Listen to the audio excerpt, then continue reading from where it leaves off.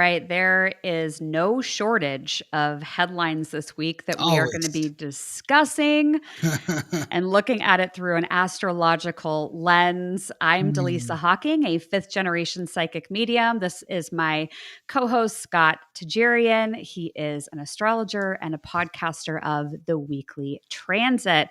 Hey, Scott, how you doing? Doing well. Thanks, Elisa. How are you? I'm good. We were just talking backstage about this new moon that happened this morning. So Yes. I would love to hear in the comments what people have been feeling like yesterday and today. If there's been anything kind of out of the ordinary. We talked a lot last week and frankly, very recently about relationships and how they were going to be on the table. Mm-hmm. Oh, goodness gracious. I've definitely been feeling that in, my world, my community. And so I'd love to hear what people are going through right now. So Yes. let us know in the comments. Yeah. And if you want to know what the new moon energy brings, watch last week's episode if you haven't caught it yet. But yeah, it's wild and wacky. I feel like our headlines that we're going to talk about this week are really all over the place. And we started with 14 headlines and I whittled it down to 10. And so we'll be going through those, but there's some weird ones in there. Yeah. But it's fascinating. Is there anything you want to mention before we start talking about the astrology this week? I don't know. Should I mention something? I don't. There's nothing to mention. You got a haircut. I did get a haircut. Yep. Yeah. Exactly. So that's my exciting news right now.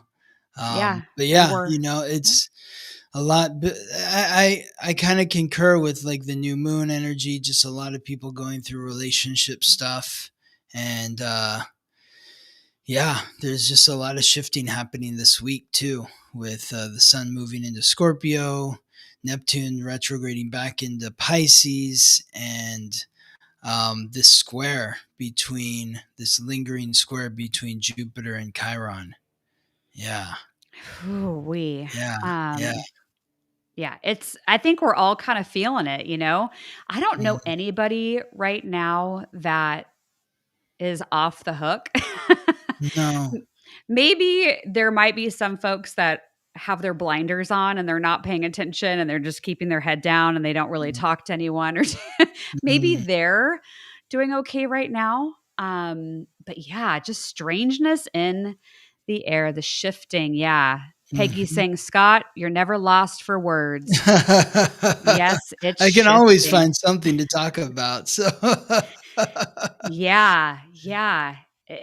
Oof. I lose words sometimes when the energy is so intense. That's the word that Gabriella and I have been using a lot is hoof. Hoof. It's just like, it's that feeling of like, hoof.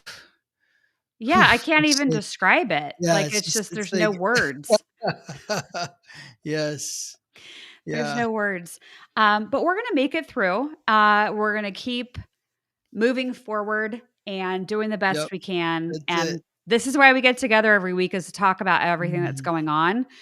Because if you don't have a community that you're plugging into, it may really feel like you're alone, or that people don't understand what you're going through. And frankly, I think we're all going through very similar themed things.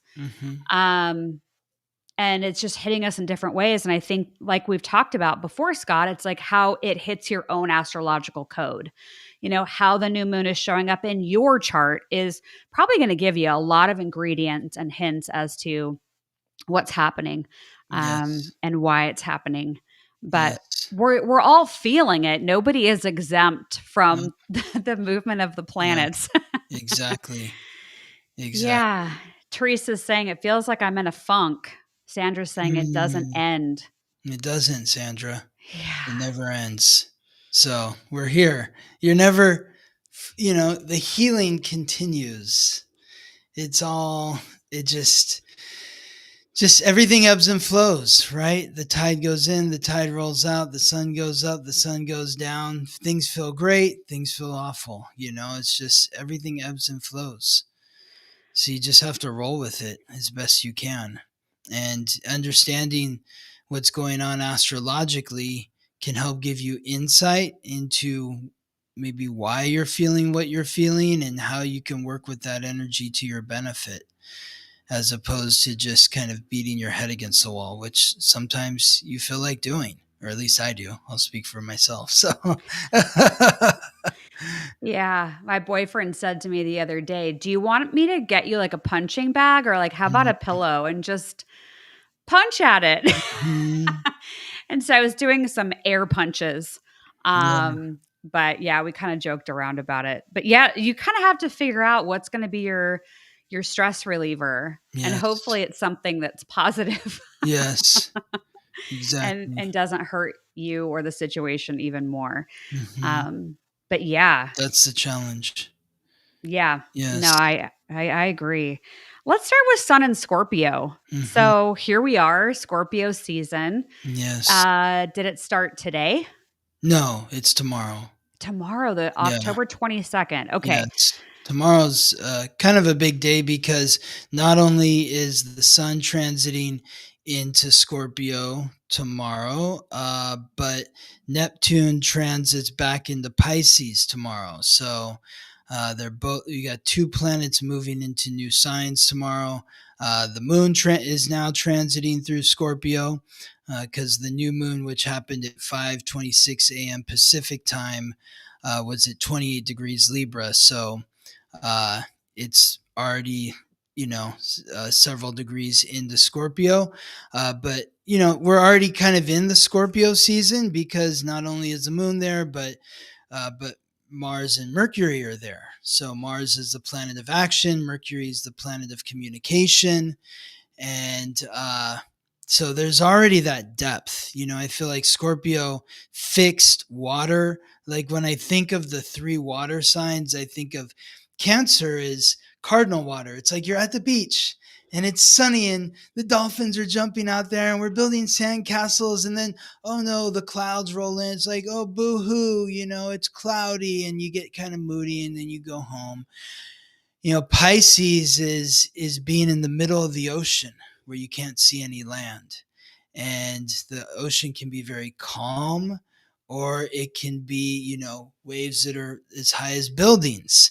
And so Scorpio, though, is like you're in a deep, dark, dank forest. And suddenly you come upon a swamp, a lagoon. And next thing you know, you're in the lagoon. You don't know how you got into the swamp, but you're there and you can't feel the bottom. And you don't want to be there. You can see the shore is the land is right there, but you're afraid to move because if you do, you might awaken the beast that lives beneath. It's going to come up and get you. And that's Scorpio. That's what we're in this period. It's going to intensify tomorrow when the sun moves into Scorpio, bringing that vital light to the deepest, darkest, most passionate sign. We're going to allow yourself to feel vulnerable, to feel exposed, naked in the middle of the town square. Like it's allowing yourself to be in those kind of uncomfortable positions, and who's elevating you in these uncomfortable positions? Who's protecting you when you're vulnerable, when you're feeling vulnerable, and who's taking advantage of you? And whoever's taking advantage of you, well, those are relationships that need to be transformed or ended. And those that are elevating you, that are protecting you, those are the bonds that can be deepened during this period, or should be deepened perhaps.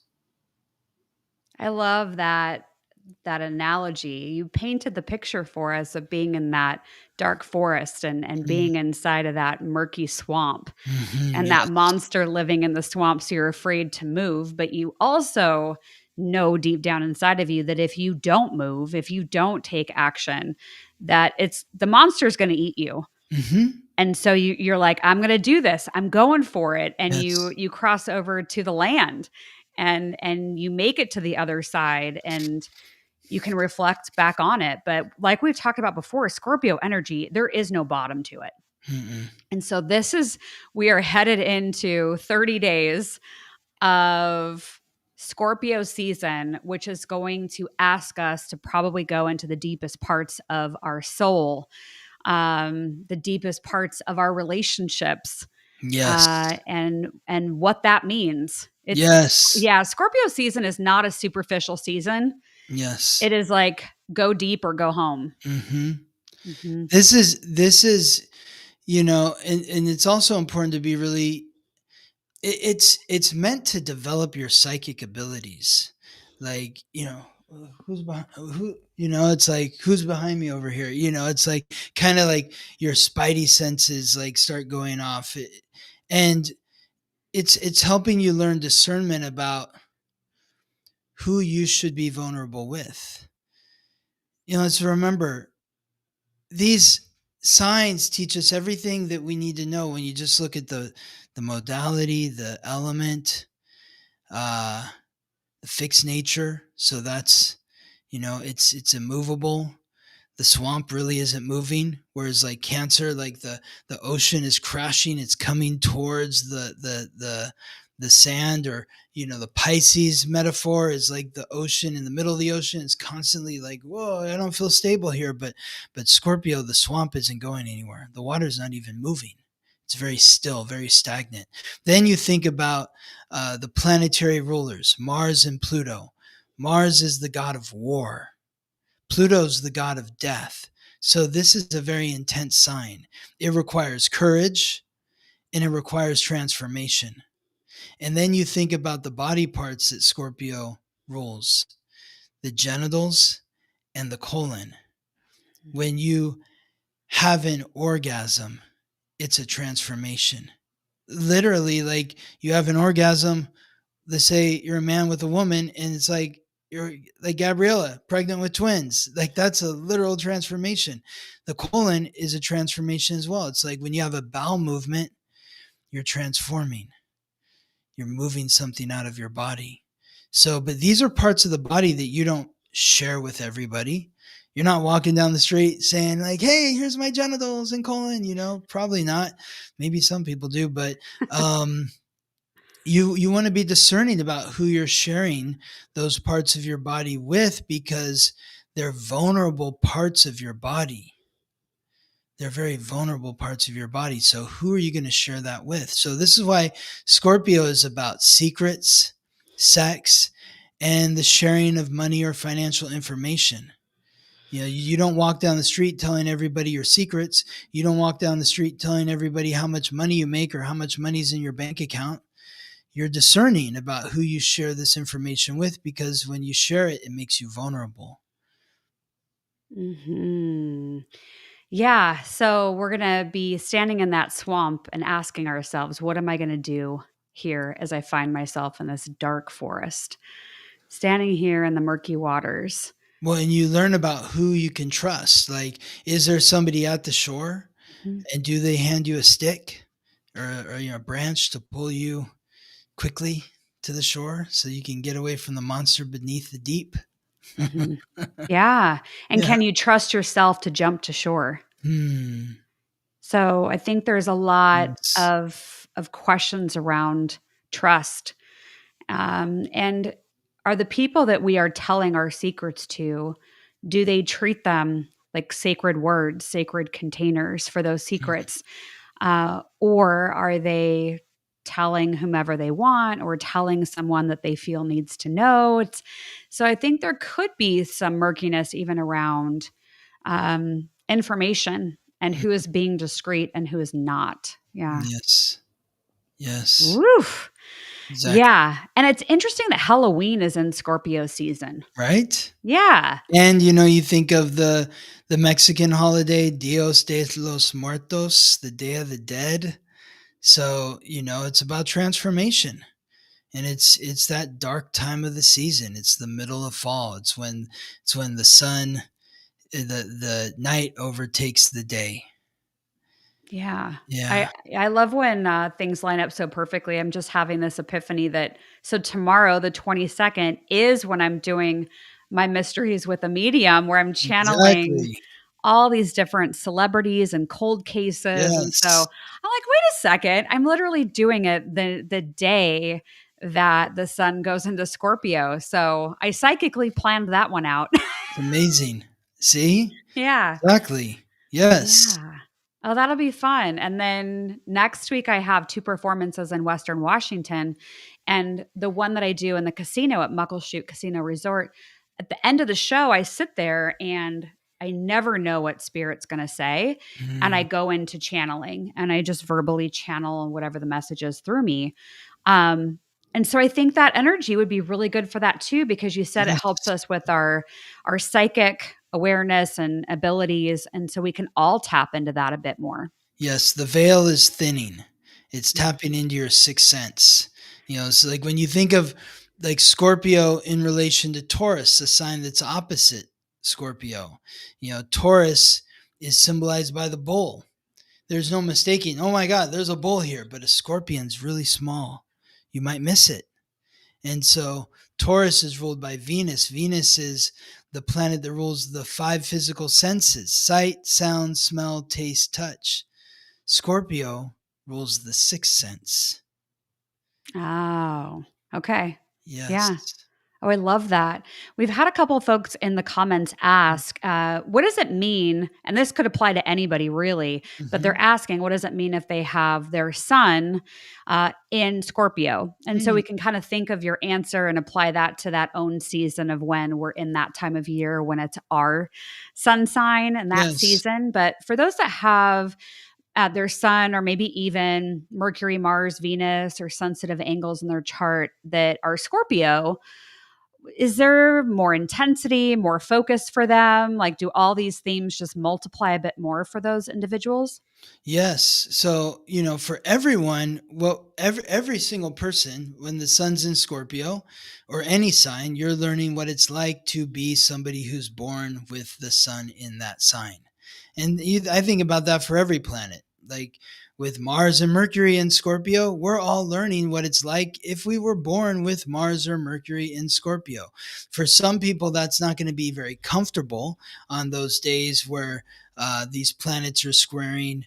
Maybe your planet's in Leo or Aquarius. But for those who are born with the sun in Scorpio, generally speaking, this should be a very vitalizing time of the year for you, because the sun is transiting through the sign where it was when you were born. Now, that doesn't mean like this entire period is going to be like, a wonderful period, because if you have planets in Leo or in Aquarius, then when the sun squares those planets, it might be a harder day. But just generally speaking, that's why I don't really like to say, well, hey, it's great for Scorpios, because again, it all depends on your astrological code. If you were born with the sun in Scorpio, but the moon in Aquarius, when the sun in Scorpio squares that moon in Aquarius, it's not going to feel like a great day. It might feel challenging. Mm-hmm. Yeah.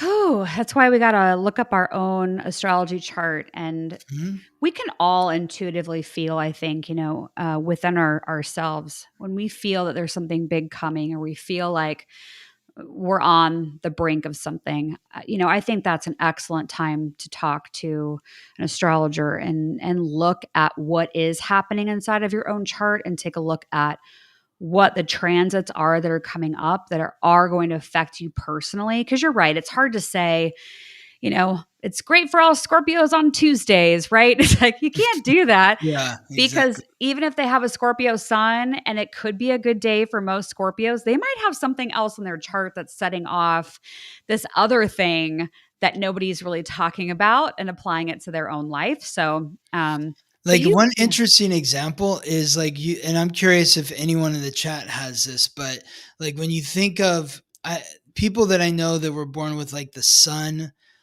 squaring their ascendant, like they typically, they have challenging birthdays huh.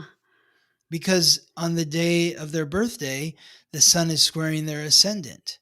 Or if you were born with the sun squaring the moon, your birthdays may not be a time that you really look forward to. It might be, it's like, I don't really look forward to my birthday. It never truly satisfies me, whatever happens on my birthday. Yeah. Wow. So, Fascinating. yes. Yeah. And I always like when it's my birthday coming up to do an astrology session, because I like to look at what the year ahead is going to be like what the big themes are. So that's a solar return astrology session. But I think they're really helpful. Yeah. Yeah. Well, you're born with, aren't you born with the moon squaring the sun? I think my moon basically squares everything in my chart. And then my sun basically opposes my ascendant. Your sun opposes your ascendant, but let's see. Because I'm Yeah, but a Sagittarius the sun. moon is squaring your sun. Yeah, figures. Yeah. So how does what is your birthday like? I don't want to put you on the spot, but Yeah. I think for many years in my adulthood, I like to plan my own parties. And so now I was hearing you talk about that and how, sun and moon squaring and what that could feel like. Maybe that was me trying to be somewhat in control of what the birthday experience was. It's like, nope, I know what I'm going to cook. I know who I'm inviting. And my birthday is so close to Christmas. My parents always did a great job of differentiating the two.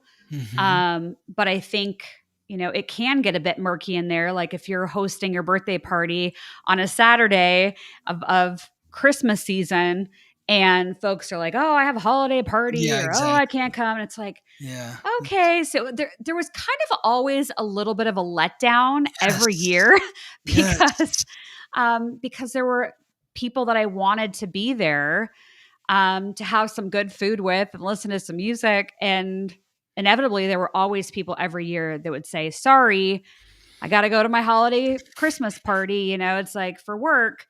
Okay. So it actually fits perfectly. Yeah, that makes so much sense because as a Sagittarius, it's like you're so optimistic and you make these big plans. It's like, it's going to be my birthday. Everybody is going to have so much fun. And then half the people you want to invite are like, sorry, we're out of town for holidays, or we've got, another holiday party we have to go to for family. And that squaring your Pisces moon is saying, well, you have to learn compassion and empathy for people on a difficult day where it's really supposed to be about you. And so, and maybe that's, I don't know, teaching you about your North Node in Leo is in the third house, is like asking questions to find out what brings you joy and what brings other people joy, but really, also really focusing on yourself and not worrying so much about what everyone else is doing. What am I going to do on my birthday? And that's what matters most. And whoever's there is there, and whoever's not is not, and it's fine. Yeah. Life keeps moving along, regardless of who shows up for my awesome parties or not. Somebody is asking what your sign is. You're Scorpio. I'm a Scorpio. Yeah, I'm a Scorpio. Scorpio sun and a Pisces moon, like Dallisa, and I'm a Taurus rising. I was also born with the sun opposite the ascendant, like you, Dallisa. And there was tension around my birthday always growing up. Like I had to, my birthday. Growing up, there are two girls in my neighborhood who, one was born the day after me, and one who's a Sagittarius was born about a week or 2 weeks after me. And our parents were just like, why are we doing all these separate parties? All three of them have their birthdays in November. Let's just do it together. So, it really kind of taught me about the sharing and the merging of Scorpio, because I did all my birthday parties growing up with Sarah and Abby, it was and it was fun, but I didn't have that spotlight on myself like maybe I wanted. But I learned a lot from it, and I'm really grateful for, having them to share my birthdays with. And so I think when we turned 30, we did a big party together. So Yeah. Yeah, I think it's fascinating that we're having a deep conversation about birthdays as we discuss the sun going into Scorpio tomorrow. It's like we're going deep on even birthdays and talking Yes. about our experience with them. And so I would just encourage everybody watching or listening, what were your birthdays like? What are your birthdays like now? Yeah. Is there something that you would like to do for your next birthday that maybe you've never tried or you never thought you could, or maybe you didn't have permission to do it when you were a kid? Like, can you do it for your next birthday? I feel Yes. like it's a great time to ask questions like that. Yeah. For sure. Whew, and Definitely. folks are sharing stories in the comments about things that have happened to them on their birthdays and the intensity that came along with that. And yeah. So, okay, Neptune and Pisces. What the heck? Yeah. Yeah. This is our, this is our final assignment from October 22nd to January 26th. I really encourage anyone who is not subscribed to my Substack to subscribe. I wrote a pretty extensive piece on this that I published yesterday, and it goes into just reflecting upon what Neptune and Pisces has meant for us over these last 14 years, and how collectively we have done literally everything, even beyond what I could have imagined 14 years ago, to escape what's going on within our psyche. And Neptune in Pisces is about going deeper within yourself and really reflecting upon the most painful experiences that you've buried within your psyche, the things that make you feel guilty, the things that you're ashamed of, everything that you regret, everything that you're blaming yourself for. We need right now, between now and January 26th, we need to go within and we need to face those demons, and we need to show them and ourselves compassion so we can integrate these thought patterns and memories with understanding, forgiveness, and love. The opioid epidemic exploded in the last 14 years. The legalization of cannabis boomed in the last 14 years. Netflix and chill, binge watching, doom scrolling, triggered. These are words and phrases that didn't exist or weren't used in the context that they're used now 14 years ago. It's an indication of how we have worked so hard to escape what's going on within our psyche. When you think about how there were more superhero movies made in the 20 teens than there were in the previous all decades combined before then. It's like just anything, just let me escape my reality and let me escape what's going on so I don't have to think. No, we need to go within ourselves, because when Neptune transits back into Aries, we've had that brief experience since March 30th. And we see how that's gone. I mean, it's been explosive. When it moves back into Aries on January 26th of next year, that's where we are going to be for the next 14 years. And that's when everything that has not been processed within our psyche gets pushed out into the middle of the street and lit on fire, like a dumpster fire. The trauma that you have not worked through, you're going to potentially be spilling it on the people around you. Oh, that gives me head to toe chills. And there were a few comments going back and forth a bit ago about the mental health issues in the world. And, we're aware and we're watching and talking about astrology, and we're really aware of what's happening. But there are so many people that have no idea about the energy and how it's impacting us. And those that have mental health issues, this could feel very compounded. Oh, yeah. Yeah. You just look at the rates of suicide Like, and I talk about this in my essay, like suicide rates, numbers went up to the highest it's been since 1941. That happened, I think, in 2014 is when and it's just stayed there at that level since then. It's not like it peaked and now it's gone down. No, it went up and it's just there as if it's normal. And, and the groups that are affected most by this are, people of minorities, young people, the most vulnerable of the groups of, the demographics. And so, it's like we need to develop tools to help one another and to help ourselves so that when we're in those dark moments, we're not doing the most desperate thing that we could do. Yeah. And the fact that this is happening over the holiday season, where we have Neptune and Pisces until towards the end of January. I'm glad we are talking about it because now we're aware that the mental health and the subconscious mind is really going to be on the forefront. Yes. And because it's already naturally a season of sensitivity and people that feel lonesome or they feel like they're done for whatever reason, this feels like it's going to compound that. And so for any friends, family, if we're volunteering anywhere, keep an eye out, keep your ear to the ground and really be listening or watching for any kind of signs. Because I do think, unfortunately, that we're going to hear a lot about it in our own communities that will be impacted by this. Yes, especially around like the solstice, the winter solstice.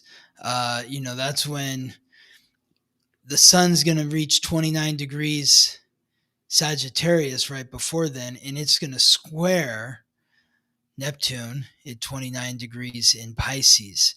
So there may be some really difficult, honest truths that come out that have been buried deep within the psyche.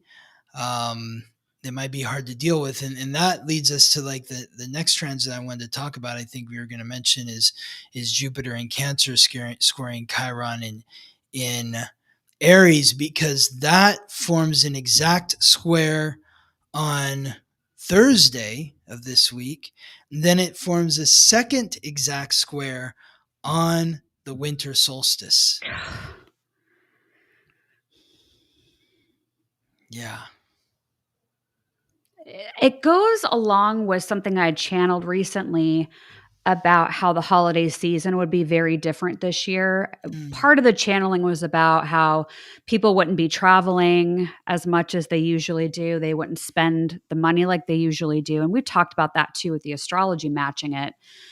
But it just feels like knowing that the solstice energy is there and how intense that's going to be. And good thing we have 2 months to work through and up to that, that there could be holiday plans derailed this year because of things that are coming up to the surface that have been buried for some time and they're coming to the light. Yeah. Yes, exactly. So fun. Yeah. So is there anything else about Sun and Scorpio, Neptune and Pisces, or Jupiter and Cancer squaring Chiron and Aries? Is there anything else you want to mention? Just to point out what Jupiter and Chiron this square is about, and that's what my next Substack essay next week is gonna highlight. Just the historical significance of this. It's really just like, again, like you talked about a couple weeks ago, Dallisa, asking if we're in a simulation. Yeah. I reminded you that I tell people that this is your astrological code. So like, I literally look at us as like we're robots or something, but in our astrological code is the code that makes us up. And when you think about like when you look at what's happened historically with, and I don't want to get into all of it. You can read the Substack essay because it's too too deep to get into in just the time that we have here. But when you look at what's happened historically, and then you think about the myths that these planets were named for, Jupiter, aka Zeus, and Chiron, his half brother. Zeus, Jupiter represents familial trauma because Zeus overtook his father Kronos because Kronos was devouring his children. Kronos overtook his father Uranus because Uranus was devouring his children. It's like the father abused the child, so the child rose up against the father, and then when the child became the father, he abused his children, and it just perpetuated. And this Jupiter in Cancer's the past. Jupiter's expansion. It's taking an expanded look at our past and connecting with Chiron, the wound, and the ancient wisdom that is unlocked through healing that wound in Aries, the sign that represents your self-confidence. So we're needing to look at ourselves and our insecurities and how these stem from our families so that we don't pass down this trauma to our children. And Chiron actually is the one who broke the cycle. We talk about this, it's like, I'm going to be the one that breaks the cycle, the familial trauma. It's going to end with me. And that's what Chiron did, because when Chiron was wounded, you hear the phrase, hurt people, he didn't go out and hurt anyone. He actually helped someone else who had been hurt by his brother, Zeus, Prometheus. And he said, Prometheus, I'm going to take your punishment. Because I'm already suffering. So we don't both need to suffer. I will suffer in place of you. And Zeus was so moved by his brother's act of compassion that he eased his suffering by transforming him into the constellation of Sagittarius, which is symbolized by the centaur. Yeah, it's so great. I love when you talk about all kinds of backstory and why things are the way they are. And even Tori's saying, I love your talks, guys. Thank you. Thank you, Tori. I appreciate that. Before we move on to the headlines, I just want to address a couple of quick things. One, somebody had asked, what can we do to help? So going back to the comment about how this could be a really sensitive holiday season and watching out for folks that may have a really difficult time in life and getting through it. There is in the United States the Suicide and Crisis Lifeline. And all you have to do from your phone in the US is dial 988 and it will connect you with a lifeline. Or you can text to the number 988 and send a text to that that number. And if you go on their website, you can also chat with them on the website if that is easier for you or your preferred method. But their website is 988, the numbers, 988 life, LIFE line, LINE.org, 988lifeline.org. So put that somewhere, maybe put it in your wallet or your purse, keep it in your phone as a contact. And if you need to share it with somebody, it's there. But I wanted to share that resource. And then we have our magic word winner from last week's episode. That's Sheila Carey from Bowling Green, Kentucky. So Sheila Carey, make sure you go on spiritandspark.com, click on contact, send me a note, and I'll get that report prepared for you. I feel like we need like a juicy Scorpio word for our magic word of the week. So how about swamp? Okay. I was thinking sex, but I'm going to go with swamp. Swamp works. But if you say Scott's magic word or my magic word, they'll both count. But no, you could do swamp. But swamp is the official one. For those of you that have no idea what we're talking about, if you go over to spiritandspark.com, click on magic word, fill out the little form there. It takes you all of 15 seconds, and put in the magic word swamp, and you'll be entered to win a free 12-month personalized tarot report. So just a little fun thing we do. But yeah, you're getting some laughter in the chat there about your magic word. Yeah. That's hilarious. Yes. And then let's take a look at our friends over on YouTube. It looks like for top fans, let's see.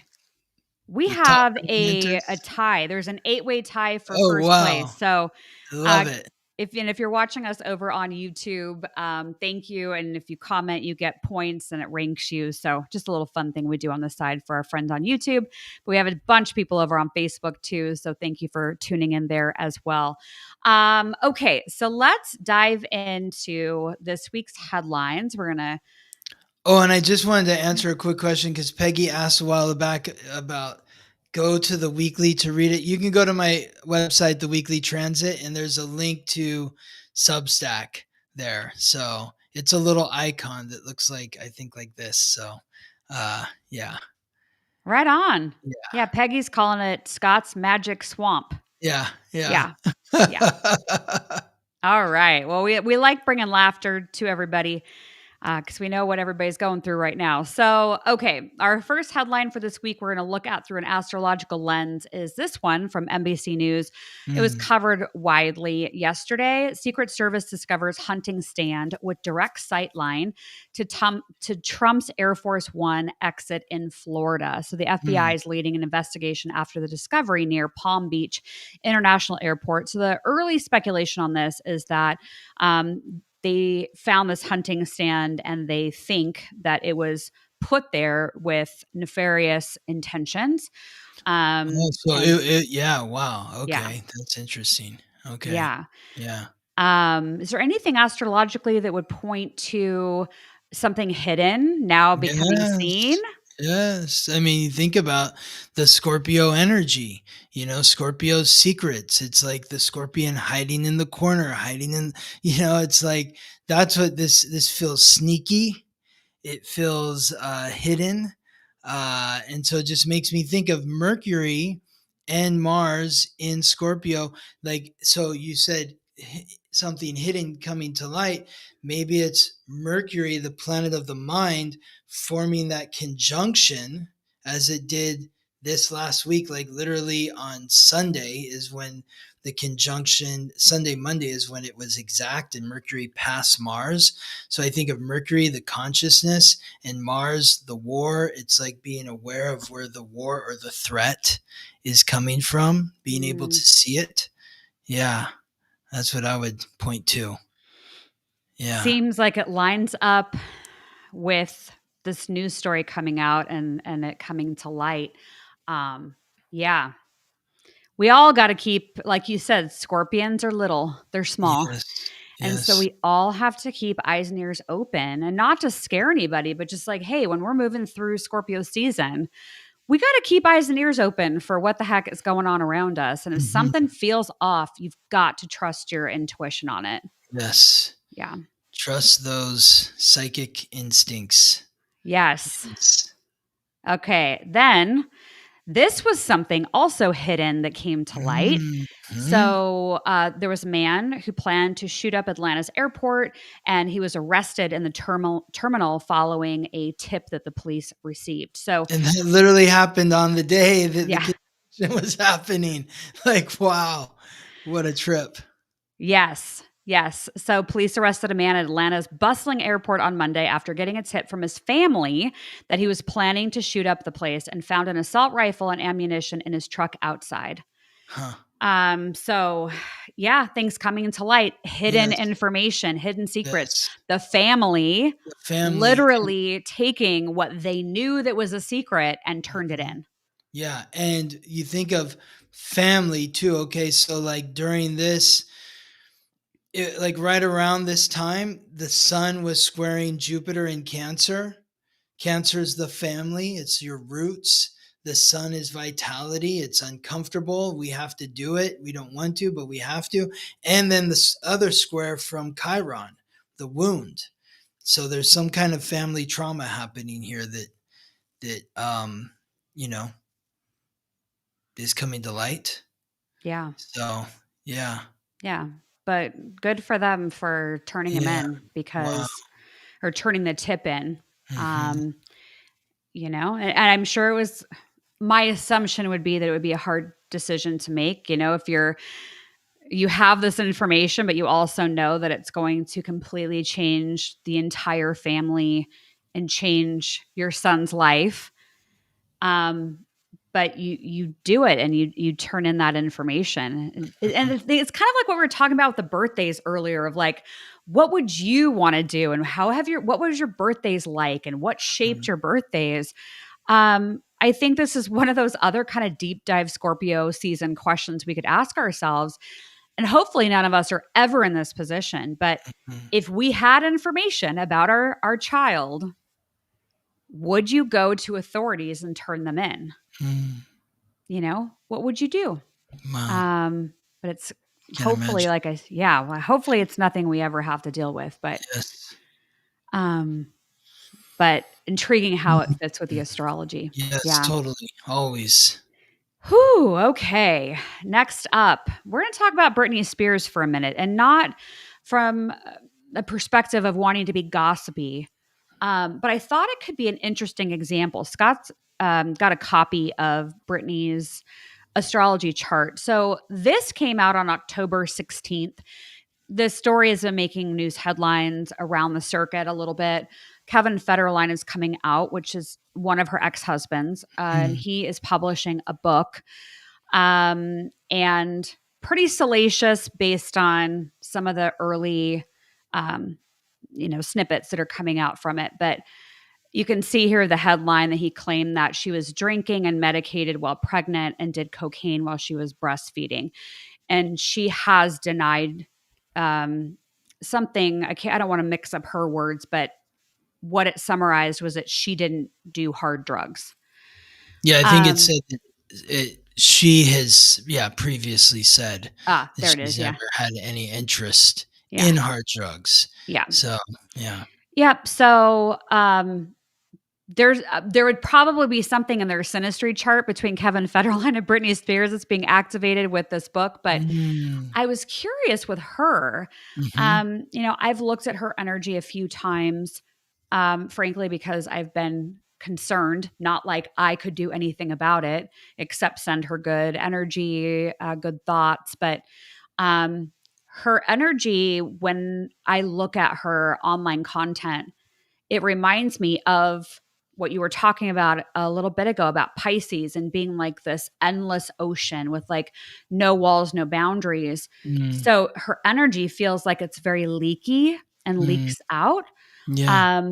But my hope for her would be that, there would be people around her that are having her best interest in mind and helping her. Is there something happening in her chart that you can see that is maybe setting off this kind of storm around her? Well, the one thing that really jumps out to me initially, and just looking at when this information came out on the 17th, you said, is like on October 17th is when the sun starts to form a conjunction with her Pluto in her first house. So the sun is bringing vitality, and light to her personality, conjunct with her Pluto, going through a transformation of her personality or how she is presented to the public. The sun is also forming a sextile to her Neptune. So when you talk about that leaky energy and like the Pisces, Neptune rules Pisces. So there might be some confusion around how she is being presented to the world. It's like, wait, did Britney do that? Did she snort cocaine and breastfeed at the same, it's like, I'm not sure if I should believe that or not. And then the sun is also on this day, the 17th, squaring her Venus, the planet of relationships. So this is her ex-husband or the father of her children. The square is tense, so creating tension within her relationship. In addition to that, Jupiter. So this is what I just mentioned a few minutes ago about how the sun was squaring Jupiter, and this guy, this guy's family like outed him that he was going to shoot up this airport. Well, so where this is happening in Brittany's chart on the 17th is the sun and Jupiter and Chiron all aligning with her Pluto, Jupiter squaring her Pluto, Chiron opposing her Pluto, the sun squaring her Venus, Jupiter opposing her Venus, Chiron squaring her Venus. She's still dealing with the Jupiter Chiron stuff. I mean, that's going to be for the next month. But, that's indicating Chiron's transiting through her 7th house. So she's dealing with wounds or insecurities around relationship. And then Jupiter opposing her Venus is, her public perception of relationships or how she's been in relationships with others. So that's the tension there. Saturn in Pisces, again, that leaky energy squaring her Neptune. What's clear, what's not clear, what's hers, what's not hers. Yeah. Ooh. A lot happening here. Yeah. Makes you dizzy even just thinking about everything that's going on. But I'm glad we looked at her chart because I saw this headline. I was like, I bet there's something happening. Oh, yeah. And so when you're like, I have her chart, I'm like, okay, let's talk about it because I think it's just another example of how what's happening on our own astrological code is going to impact what it is that we're going through or how we're moving through it. So interesting example. So thanks for doing that. Yes, of course. You're welcome. The Supreme Court will consider whether people who regularly smoke pot can legally own guns. So to me, this feels like, well, Supreme Court could be connected to like systems, government of the United States, changes to that. Because there's been, headlines of different cases that they've been looking at and deciding. So where would you fit this in? Because it's about guns and marijuana. Would it be the, let's see, you were talking about Neptune and Pisces. Do you think this could be part of the end of this like Neptune and Pisces cycle? Yes, I think that is something great to point to. Also, Saturn in Pisces. It's like, we're being called to take responsibility for the illusion. It's like if you're in this sort of haze, is it safe for you to operate a gun? But the interesting thing is like, why aren't people that drink alcohol not allowed to legally own guns? It's like people who, I would be more concerned about people who drink alcohol operating a gun than people who regularly smoke pot. Because pot doesn't really make you aggressive. It doesn't it's like, okay, I'm going to sit on the couch and eat a bag of chips. I don't have the energy to go find a gun and go kill people. But like alcohol, it's like you get those beer muscles or something. It's like, you said this to me. And it's like, all of a sudden you go grab the gun and you shoot somebody. It's like, oh, I was drunk. I didn't know. I mean, like it just like just this whole article, headline just makes me think like everybody needs to pull their head out of the clouds. Like, why is it the pot smokers that are being vilified here and not like, if you're going to do them, you got to do the alcohol too. You got well, and then you could add in all different kinds of drugs or even prescription drugs. Exactly. Yes. Yes. Slippery slope. Slippery slope. Yes. I also want to say one more thing about Brittany and K-Fed. Yeah. It's interesting because his Mars is in the 10th house in Cancer, and Jupiter is conjunct his Mars. So this is definitely a time for him to expand his celebrity, but Chiron is squaring his Mars. So he has to face fears and insecurities around relationship, however you want to think about him. Either you think like, wow, he's speaking up because she did this, or you're like, what a jerk. Like, keep it in house, bro. Like, why are you publicizing this? Even if Brittany did do this stuff, like, does this help your family by promoting that she was doing whatever she was doing, whatever you claim she was doing. I don't know. So I have to imagine that if he's taken that Mars, Jupiter, 10th house run and trying to elevate his persona in some way, I would have to think there's some kind of downside to that eventually that catches up to him. I love that you say that, because it makes me wonder that when Jupiter starts transiting retrograde, which is going to happen on November 11th, it's going to transit back over this point, retrograde. So what's gonna come up? What's going to come out about K-Fed, in November or December? That maybe doesn't paint him as in good of a light, but then it comes back direct over his Mars again, but that doesn't happen until next June. So the saga continues. Stay tuned. Yeah. We'll be watching for the Britney K-Fed headlines. Exactly. Yeah. Oh, yeah. And as Peggy is noting, you said, Scott, that secrets are coming out. Oh, yeah. Exactly. Yeah. Yes. Okay. Well, we talked, I think it was last week, about hostages being released. And we know, because we've been doing this show for a while now. We've talked a lot about war.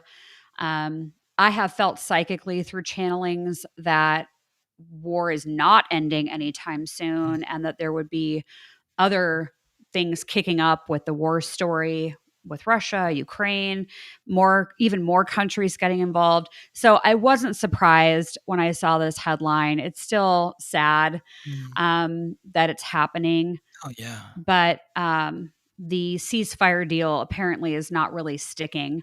And flare-ups are happening. But just wanted to circle back on that story, since we did just talk about it last week. Yes. Is there anything you want to mention on this one? I mean, this just goes to the core of this Pisces, Neptune in Pisces and Chiron, and Jupiter square, Jupiter in Cancer, Chiron in Aries. At some point, somebody who's been wounded has to not try to wound the people who wounded them. The story of Chiron that you were sharing earlier. Yeah. Yes. I don't know how you do that. You know what I mean? It's like, it's so much easier said than done. I can't imagine. And I don't ever want to know, because it's just so painful. But Chiron didn't get vindictive about the one who wounded him. He learned how to take his wound and turn it into something positive by healing somebody else, helping someone else heal. And so, but that's what this is. This is, and I think you're right. The war is going to perpetuate, because this is the cycle that every time Jupiter in Cancer and Chiron in Aries meet up over the last 876 years, that's what I looked back upon. There is some sort of brooding energy here. Either it's a war, or it's some sort of brooding energy that eventually becomes a war, because people are they're in pain, and they want somebody to pay for that pain. Yeah, what I'm hearing Spirit say in my ears, you talk about that, is asking our own selves with our own actions, our own words, are they harmful or are they helpful? Because even in the micro, in our own life, in our own community, our actions and our words do matter, and they do create ripples. The way that, yes. And so the way, in our community, I love to use that word. It's Pluto and Aquarius, that's the word now, or the phrase. If we want to help the people in the world that are suffering, it's make peace in your own family. Mm-hmm. Try not to be vindictive towards people in your family. Try not to be vindictive towards people in your community, your friends. We spend so much time looking at these headlines and getting angry about this side or that side. Yes, Chiron learned that mercy is more healing than vengeance. So, but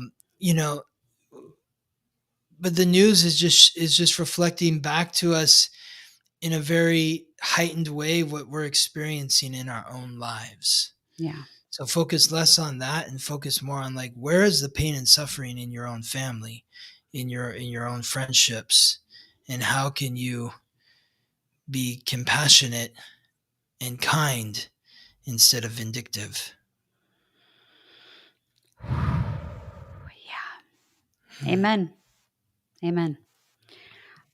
Did anyone, on another note, experience any kind of website internet outages yesterday? I tried to get on Duolingo and they said some weird maintenance thing was happening. And so there were a ton of websites that went down yesterday. Amazon Web Services outage shows internet users at mercy of too few providers, experts say. So, and it demonstrates an urgent need for diversification in cloud computing. Yeah, it included Snapchat, Roblox. I'm sure my nephew was really sad about that one. Yeah. Roblox. Ring doorbell. I heard Canva was down yesterday.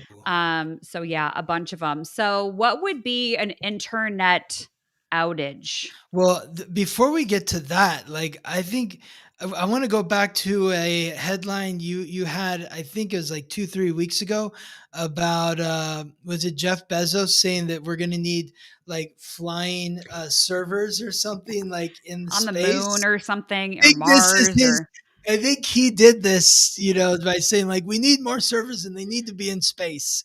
Like this is a false flag where Amazon shut everything down to show everybody that we need more servers out in space. See if you want the internet. So, this is obviously, I think it has, and that, well, and if I'm going to just go the conspirial route here, maybe that's some of the Scorpio, the secrets, something nefarious happening.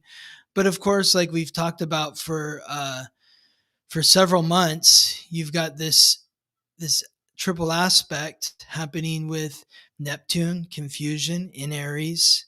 Here it is at the final degree of 0, or the first degree, about to retrograde back into Pisces, but aligning with Uranus, the planet of invention, innovation in Gemini, which Gemini represents connectivity. The internet is connecting us, aligning with Pluto, transformation, secrets in Aquarius, which is ruled by Uranus, which represents invention. The water bearer invented the jug, and Pluto's aligning with Neptune. So confusion, invention, secrets, transformation, community, connectivity. That's what I'm seeing. Yeah, it all makes sense. Yeah. So, and that happened on what day was this? Was it? I think it was yesterday. Yesterday. Mm-hmm. Okay. Yep. But we need to remember that the internet is not a guarantee. Yeah, exactly. And so the more we can get backup plans or things that work without the internet, the better we will all be. But yes, because I think it'll be a part of the newer form of warfare. And that keeps coming through on channelings. So I'm sure there will be more to come like this.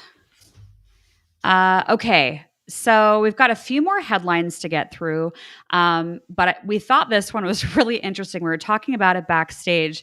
The Louvre had a jewelry heist, and it was still closed on Monday while police were investigating the heist. And it targeted France's priceless crown jewels. Thieves wielding power tools broke into the world's most visited museum in broad daylight before escaping on scooters with 8 extremely valuable items of jewelry. So this is the thing that movies are made out of. Yeah, totally. And it seemed way less complicated than they make it in movies. because like when you think of like the Ocean's 11 or whatever, you got to do this and the camera's here and you got like, this was like, they put a ladder next to the Louvre. They climbed up, they drilled a hole in the window or broke the window, went in there, scared off the security guards somehow, and then went in and drilled through the stuff, grabbed the jewels, and they left. It was like not that complicated, It was like it looked pretty easy. Like, I mean, you see the picture. It's like there's just a ladder on the side of the Louvre, like, and no one stopped them. And they just went in there and took what they wanted and left. Yeah, not that hard. Unreal. It's unreal. No one was paying attention. They're like, oh, I wonder why there's a ladder there. Yeah. I guess there's no cops around that are like, hey, stop that, or you get down from there. Like, no, we're not going to. We're going in there and we're going to take these jewels. Now, the big question for me is like, now what? Because like, do they have somebody to sell this to? And when they sell it, like, how's that person going to make money off of it or something? Or is there just some ridiculously rich person that just wants to collect this stuff and keep it in a basement in their underground bunker and just say, yeah, I didn't steal it, but I did buy it because I just wanted to have it. I'm not going to try to sell it anymore. I mean, like, how do you make money off of this? Or do you take it apart and sell the jewels individually? I don't know. That's the seems like more complex part, but maybe I'm making it more complicated than it needs to be. That was the first thing I thought about was like, well, now what? What do they do with this stuff? Exactly. Yeah. I've never robbed anything, so I don't know what you do with it afterwards, but I would love to see the documentary they're going to make on all of this and how it happened and what happened next. So yeah. The Netflix documentary is coming out next year about how they did it. So stay tuned on that one too. But this is more like Scorpio, Mars conjunct Mercury in Scorpio, and the secrets in the underworld, because this is all underworld type of dealings here. And then you think of like the planets in Libra, like Venus and the sun in Libra. That's about beauty. Yeah, they were dressed as construction workers. Yeah, well, I don't think they fooled anybody when they broke through the window and and scared off the security guards. But I guess on the outside, that's why people are like, oh, they're just doing construction on the outside of the Louvre. Mm-hmm. Yep. I don't know. Yeah, strange. Very strange. Yeah. This one, we've talked about airplanes before, but this hit news yesterday too. It was a very busy news day. Cargo plane skids off of Hong Kong airport runway into the sea, leaving 2 people dead. I've flown a lot over the years, and I think about these runways, right? I was flying into San Francisco recently, and there's more than one runway at the San Francisco airport. And as our plane was coming in to land, there was literally another airplane right next to it. Yeah. Landing. And I'm like, okay, these are the things that nightmares are made out of when they collide in the air and air traffic control isn't on its A game. And so when I see something like this, I think about these runways I've seen where they are right next to the water. Like, who built the airports next to the water? I would love to know what they're. No, I think the reason it's LAX is like that too. So same with Santa Ana or John Wayne Airport. I think the reason is because if a plane crashes, you want them crashing in the water, not in the house. So San Francisco, LAX, like if it's near water, it's going to take off over water because that's where there's going to be less collateral damage. Okay, that's a really good point. All the airplane stuff, remind us, is it Pluto and Aquarius? Or that's Uranus in Gemini. Okay. Yes. Yeah. Because like Gemini is connectivity, going here, going there, quick trips, flying here, flying there. And Uranus is unexpected. And when you think about the last time Uranus was in Gemini, I would be willing to bet that more planes crashed the last time Uranus was in Gemini than any other period since there's been airplanes, because that was during World War II. Oh, geez. Okay. Yeah. Oh, A lot of planes gosh. crashed then. So, Ooh. yeah. Yeah. Got a couple of quick ones. So this one was Mm, from TMZ Sports reporting on ex-NFL star Doug Martin died while reportedly in police custody. He died after being detained following Oakland home break-in. So mhm, you had found this one. I know you track sports more than I do. mhm. Why did you pick this article? Uh, I don't know. I think just because like this guy was a really good player. It's shocking Yeah.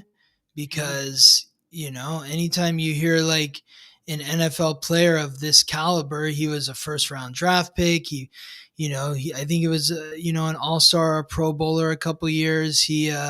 Um, he had some really big seasons in games, and it's just sad to see.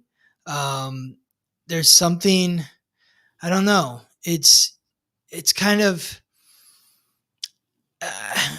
I think of like the NFL almost as like the military, where it's like these people go out and they do really violent stuff. Of course, like in the NFL, people aren't really dying. They're not dying, but it's not like war in that way. But it's a violent sport, and when it's over, how do they reassimilate into society?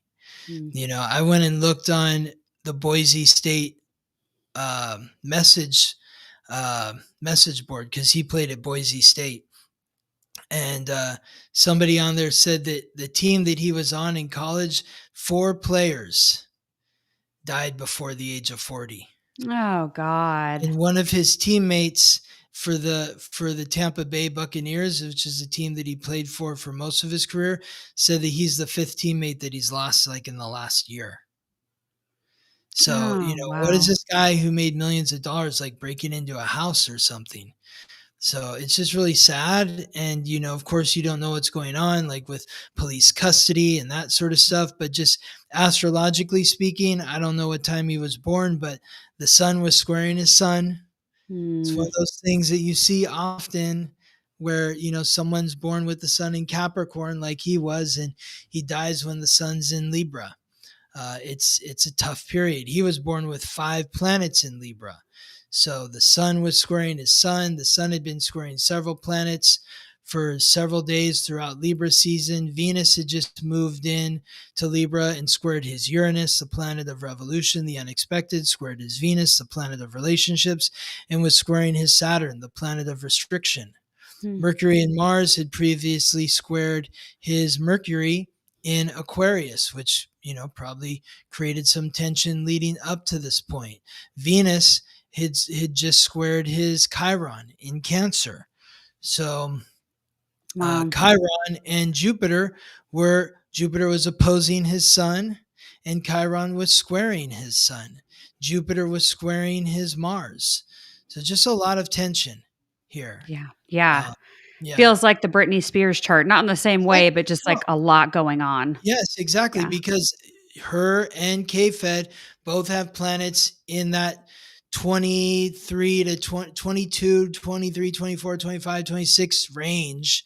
Like anyone who's in the chat, like, do you have, and Peggy's asking why he was arrested. He was arrested because he was breaking into a house. Supposedly there's a home break-in and he was the one breaking in, but they said that they were having a mental or medical emergency or something, that the person breaking in was having a medical emergency. They tried to detain him supposedly, and he died in police custody. So we'll see if the real story gets out, what that says. But I'm curious to know from anyone in the chat, do you have anything in those early 20, mid 20 degrees? Maybe you're experiencing some tension. That's why. Hmm. So, But I know you had a hard stop coming up here. Yeah, so. I'm going to hit our good news. I have 2 good news stories. Exciting results from blood test for 50 cancers. There's a new test that will be able to diagnose these 50 types of cancers with this blood test. So that's exciting news. The BBC put that out. And then blindness cured with revolutionary bionic chip. Electronic implant restores sight to patients with age-related condition, heralding a new era for artificial vision. So I think these are just, again, good news. I know my good news tends to be health related, but there's just a lot of articles coming out about advancements in science and healthcare. And so I think Pluto in Aquarius, Uranus in Gemini. Mm-hmm. Yeah, we like good news. Yeah, I'll take it. Our websites, in case you want to connect with us and see what we're up to with our classes and Scott sessions and my channeling event I'm doing tomorrow, you can visit us on our respected websites. Spiritandspark.com is mine. Theweeklytransit.com is Scott's. And you can always subscribe to his Substack as well. And I know I'll be seeing a lot of folks in the Mysteries with the Medium tomorrow night. That's going to be interesting. Sounds fun. Yeah, with the first day of the sun in Scorpio planned out exactly like it needed to be. Yes, exactly. Yes, so I love that. Any closing words as we depart? I'm here if anyone needs support, insight into their astrological codes, the transits, recorded readings, live readings. Hit me up at theweeklytransit.com. And don't forget to go check out Scott's YouTube channel, The Weekly Transit. So make sure you're subscribed over there too, so you don't miss his weekly rundown. So yeah, awesome. Well, thanks for everybody who's joined us on YouTube and over on Facebook. We appreciate it, and we're looking forward to seeing you again next week because we gotta help each other out here. So let's do it. Thanks, Scott. Dallisa. Thanks. You're welcome. We'll see everybody later.